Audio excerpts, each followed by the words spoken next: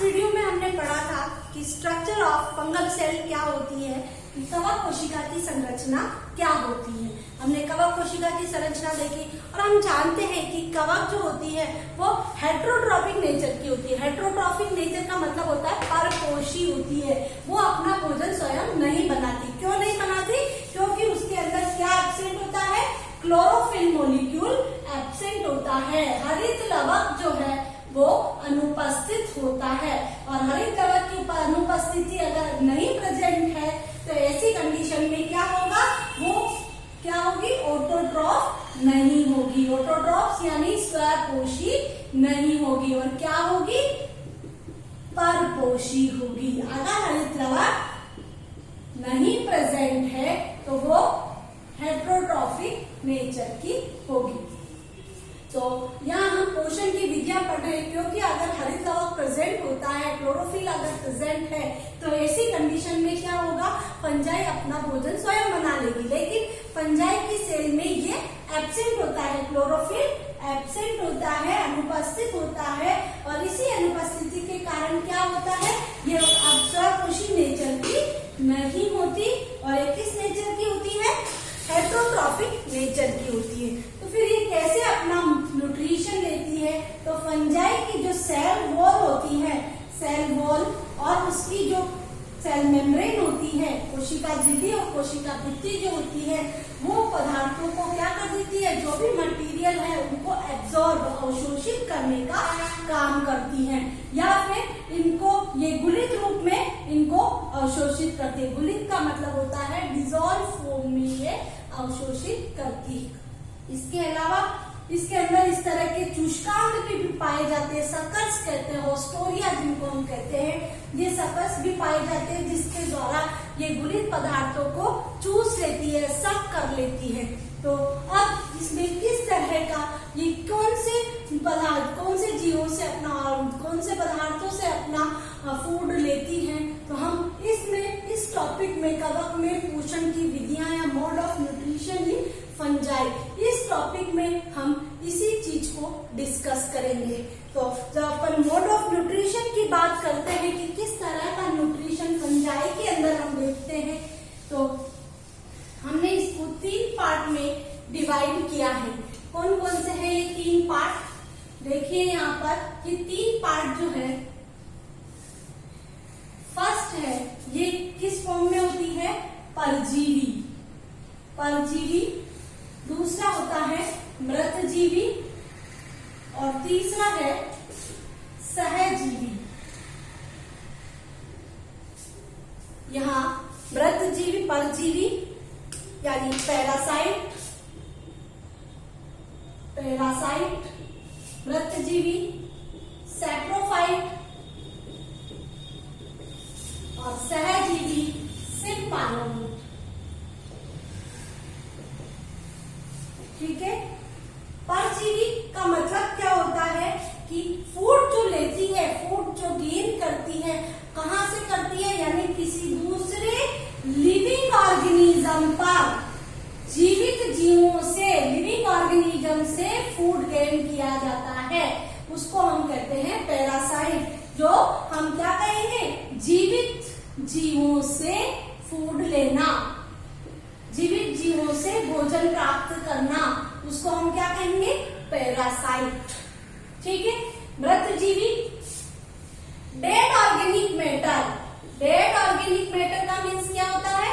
सड़े गले पदार्थ जो होते हैं, मृत सड़े गले पदार्थ से अपना भोजन लेती है, उनसे एब्जॉर्प्शन करती है, उनको हम कहते हैं मृतजीवी। और सहजीवी मिलजुल कर काम करते हैं। ठीक है, मिलजुल कर काम करते हैं, मिलजुल कर काम करने वाले। मिलजुल कर काम करने से क्या मतलब हुआ? कि mutually beneficial, mutually beneficial association, association. एक बार हम इनको देख ले क्या चीजें होती है। ये पैरासाइट अगर लिविंग ऑर्गेनिज्म से फूड लेते हैं और या जीवित जीवों से अगर भोजन प्राप्त करते हैं तो हम उसको क्या कहते हैं, परजीवी। यानी किसी दूसरे लिविंग ऑर्गेनिज्म पर अपनी लाइफ साइकिल पूरी करते हैं, हम उसको कहते हैं परजीवी, पैरासाइट। सेप्रोफाइट ऐसे जो सड़े गले पदार्थ होते हैं, मृत कार्बनिक अंश होते हैं, उन डेड ऑर्गेनिक मैटर से अपना फूड एब्जॉर्ब करते हैं, वो कहलाते हैं saprophyte. Symbiote mutually beneficial association, मिलजुल कर काम करना, यानी दो ऑर्गेनिज्म के बीच एक ऐसा रिलेशनशिप, एक ऐसा संबंध जिसमें दोनों को फायदा होता है, ऐसे उसको हम कहते हैं सहजीवन। और ऐसे रिलेशनशिप में रहते हैं, ऐसा संबंध बनाते हैं, उससे अपना भोजन लेते हैं, उसको हम कहते हैं सिम्बायोट या सहजीवन। अब हम आते हैं सबसे पहले पैरासाइट में। पैरासाइट को हम 3 पार्ट में डिवाइड करते हैं, ध्यान से समझना पैरासाइट को। सबसे पहला आता है अविकल्पी परजीवी, अविकल्पी परजीवी। दूसरा आता है विकल्पी मृतजीवी,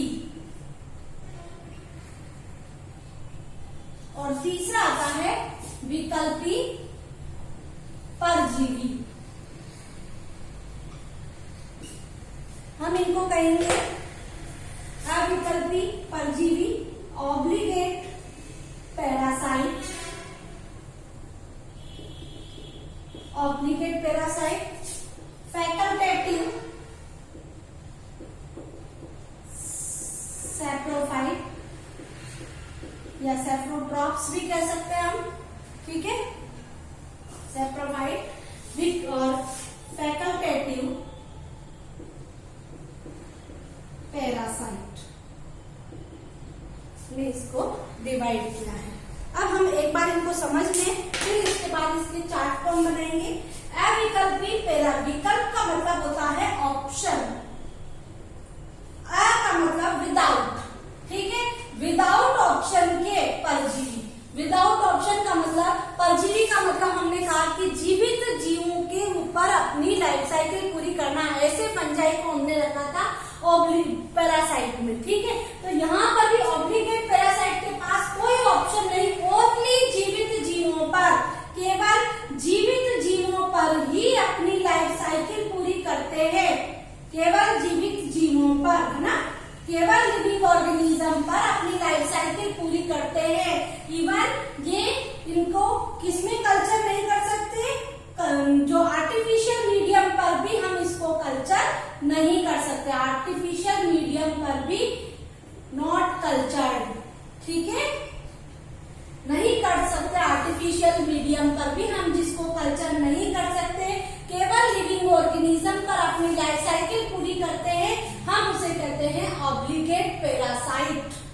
आया समझ में यहाँ तक कि अविकल्पी, विदाउट कोई विकल्प नहीं है, अगर इनको वो लिविंग ऑर्गेनिज्म मिलता है तो ये अपनी लाइफ साइकिल पूरी करेंगे, नहीं तो ये डेड हो जाएंगे। तो विदाउट विकल्प के, विदाउट किसी ऑप्शन लिए, अगर कोई ऐसे फंजाई जो अपनी लाइफ साइकिल केवल जीवित जीवों, लिविंग ऑर्गेनिज्म पर करते हैं, जिनको हम आर्टिफिशियल मीडियम पर भी कल्चर या ग्रो नहीं कर सकते, वो कहलाते हैं ऑब्लिगेट पैरासाइट, ठीक है।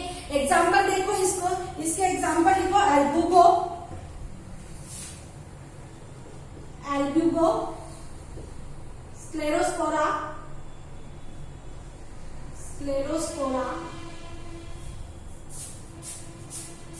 और एरिसाइफी, ठीक है,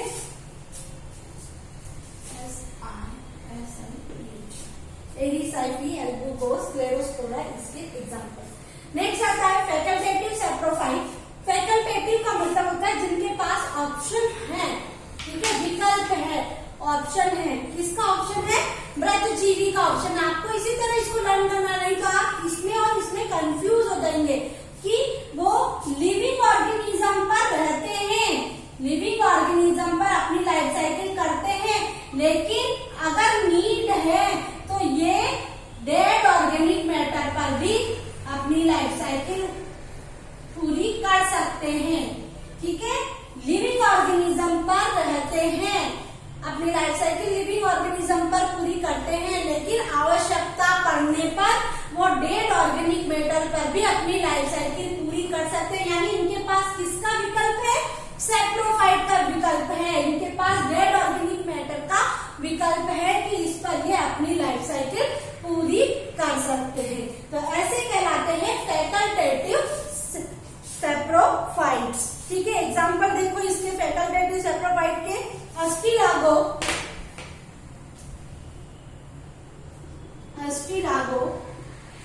और टेफ्रीना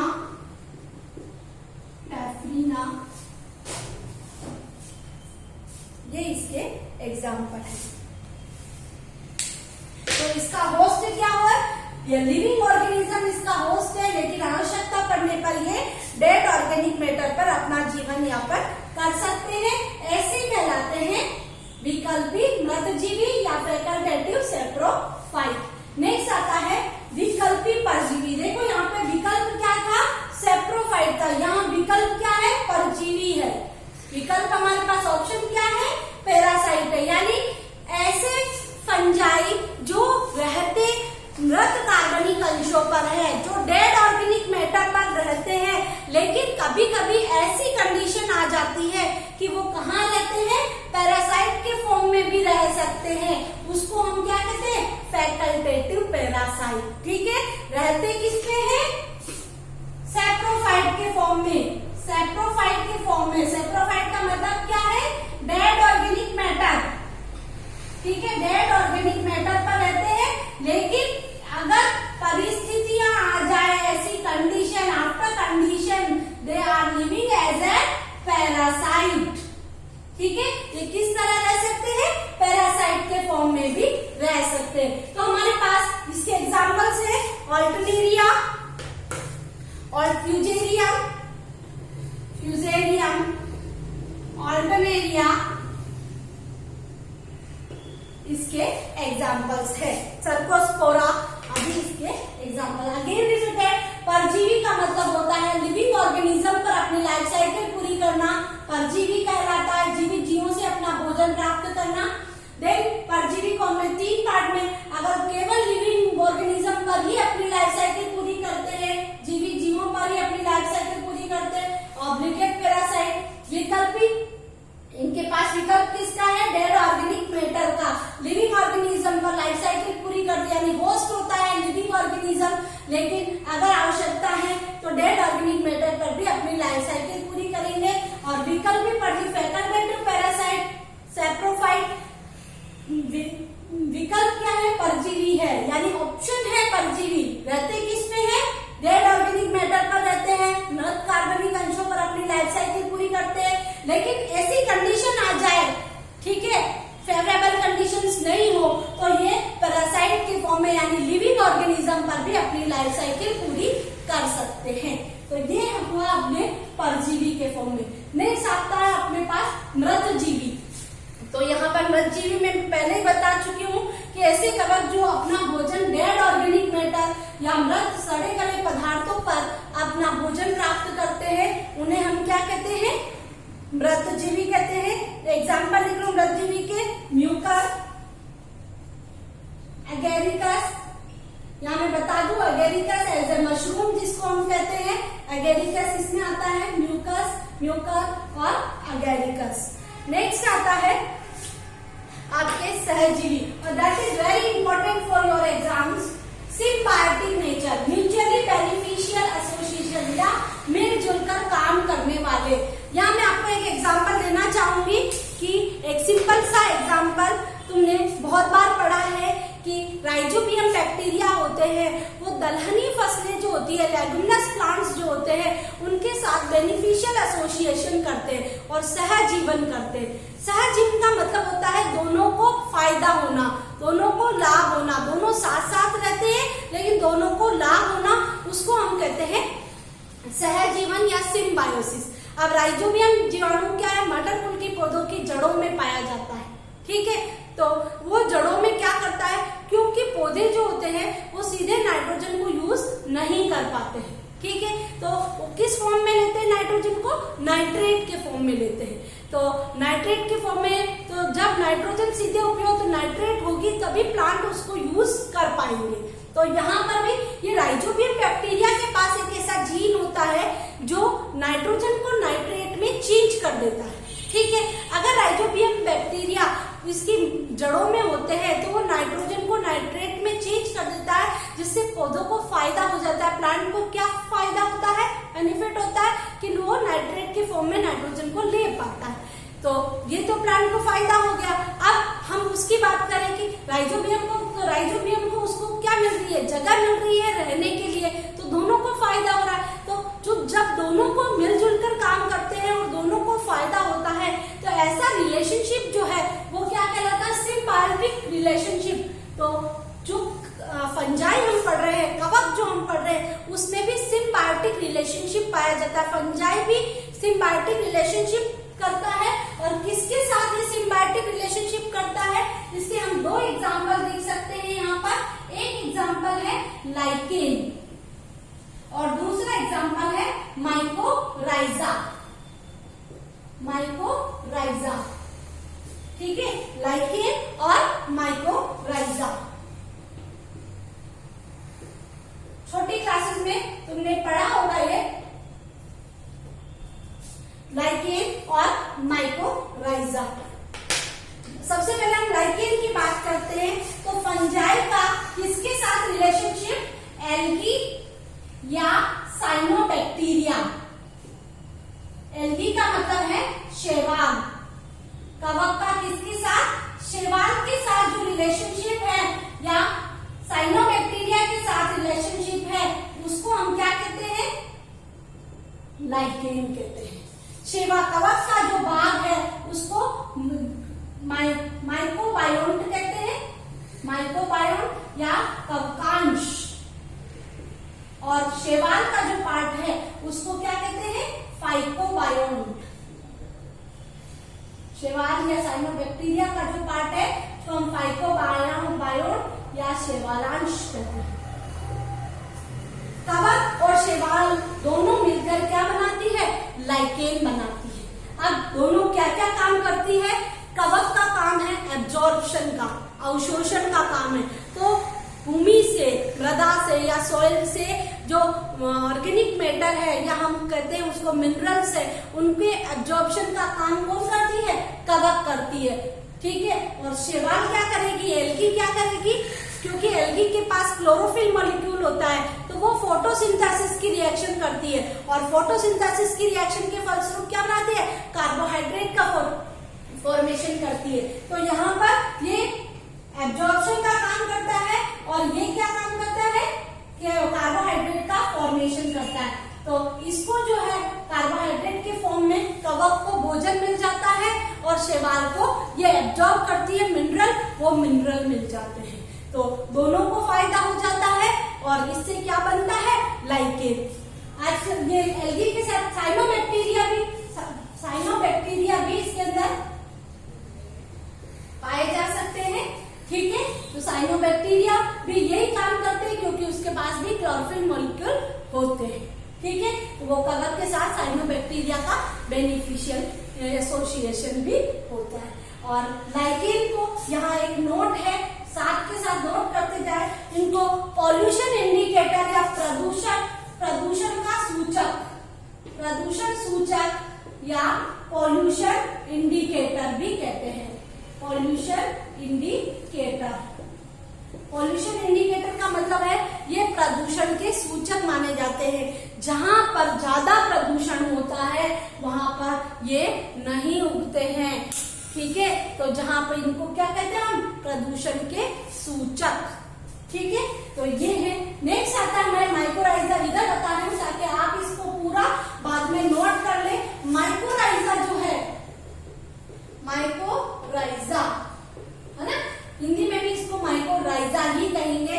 किसका बेनिफिशियल है, ये कवकों के साथ किसका है, उच्च कुल के पादपों की जड़ों का, उच्च कुल के जो पादप है उनकी जड़ों के साथ रिलेशनशिप। कवक का उच्च कुल के पादपों की जड़ों के साथ संबंध जो है वो कहलाता है माइकोराइजा। ठीक है, हम यहाँ दोनों की, हमने यहाँ पे क्या किया, मिलजुल कर काम करना, म्यूचुअली बेनिफिशियल। ठीक है। तो यहाँ पर दूसरा पहला रिलेशनशिप हमने फंजाई और एल्गी के बीच में लाइकेन के फॉर्म में देखा। दूसरा रिलेशनशिप हमारे पास कवक और उच्च कुल की पादपों के जड़ों के साथ है। ये माइकोराइजा जो शब्द है ये दो से बना है। माइको का मीन्स होता है फंगस या कवक, और राइजा का मतलब होता है रूट का मतलब होता है जड़। ठीक है, तो कवक का किसके साथ रिलेशनशिप? जड़ के साथ रिलेशनशिप, उच्च कुल के पादपों की जड़ों के साथ। कौन कौन से पादप हम कर सकते हैं? यूकैलिप्टस, फर, पाइनस, ये सब प्लांट है, इनकी जड़ों के साथ इनका रिलेशनशिप पाया जाता है। अब क्या करता है कवक? क्या करता है? प्लांट की जड़ें, प्लांट को मिनरल्स के फॉर्म में क्या चाहिए? फास्फोरस चाहिए और नाइट्रोजन चाहिए। तो ये फास्फोरस और नाइट्रोजन को एब्जॉर्ब करने का काम करता है कवक, और उच्च कुल के पादपों की जड़ों के अंदर ये जहां भोजन प्राप्त करता है, इन जड़ों से ये भोजन प्राप्त करता है कवक, क्योंकि प्लांट जो है फोटोसिंथेसिस की रिएक्शन करके कार्बोहाइड्रेट का फॉर्मेशन करते हैं, तो ये कार्बोहाइड्रेट इस कवक को मिल जाता है। तो ये क्या बना रहे हैं? कार्बोहाइड्रेट बना रहे हैं। जड़ों के साथ, लेकिन जड़ों के पास भी कार्बोहाइड्रेट आ जाता है, तो कार्बोहाइड्रेट बना रहे हैं, और ये कवक जो है इनका अवशोषण कर रहा है, फास्फोरस और नाइट्रोजन का अवशोषण, तो दोनों के लिए बेनिफिशियल है। ये इसको इन लवणों को अवशोषित कर रहा है, इनके लिए इन मिनरल्स को अवशोषित कर रहा है, और ये जो है इनको कार्बोहाइड्रेट दे रहे हैं, इनको जगह दे रहे हैं बढ़ने के लिए। तो हमारे पास ये है अलग अलग विधियां हैं कि किस तरह की जो फंजाई है हेट्रोट्रॉफिक नेचर की है, परपोषी है, तो फिर अपना भोजन कैसे लेती है। तो हमने इसके अलग अलग टाइप्स पढ़े। एक पैरासाइट के फॉर्म में जीवित जीवों के ऊपर अपनी लाइफ साइकिल करके, जिसमें हमने 3 किया, केवल जीवित जीवों पे, जीवित जीवों के साथ सेप्रोफाइट फॉर्म में डेड ऑर्गेन या मृत कार्बनिक अंशों पर भी, और मृत कार्बनिक अंशों के साथ साथ जीवित जीवों पर भी। दोनों एक दूसरे के उल्टे हैं, आपको ध्यान रखना है इसका। मृत जीवी केवल सड़े गले पदार्थों पर रहती है, उनको कहते हैं मृत जीवी। सहजीवी मिलजुल कर काम करने वाला, जिसमें हमने 2 पढ़े, लाइकेन फंजाई एल्गी के साथ या फंजाई साइनोबैक्टीरिया के साथ रिलेशनशिप, इसको हमने लाइकेन कहा। माइकोराइजा फंजाई के साथ साथ फंजाई हायर प्लांट्स जो होते हैं, हायर फैमिलीज के प्लांट्स जो होते हैं, उनकी जड़ों के साथ बेनिफिशियल एसोसिएशन, उसको हम कहते हैं माइकोराइजा। तो यहाँ आपके क्वेश्चन अगर बनता है, मोस्टली क्वेश्चन लाइकेन और माइकोराइजा पर बनता है, या फिर question obligate parasite, facultative parasite और इन पर बनता है। आपको याद रखना है, इनके एग्जाम्पल्स याद रखने हैं, और बहुत ही इजी है। आप इस चार्ट को स्क्रीनशॉट लेके इस चार्ट को पूरा उतार ले, ताकि आपको समझ में आ जाए कि आपको क्या करना है। ठीक है, और ये अपना इस वीडियो का ये पूरा टॉपिक पूरा होता है। अब हमारा नेक्स्ट टॉपिक आएगा क्लासिफिकेशन ऑफ फंजाई, जो कि बहुत इंपॉर्टेंट है, क्योंकि आगे आपके इसमें सारे डिजीज दे रखे हैं। तो डिजीज जहां हम पढ़ेंगे उससे पहले हमको क्लासिफिकेशन पढ़ना बहुत जरूरी है। ठीक है, तो नेक्स्ट वीडियो में हम इसका फंजाई का क्लासिफिकेशन पढ़ेंगे। Thank you watching for this video.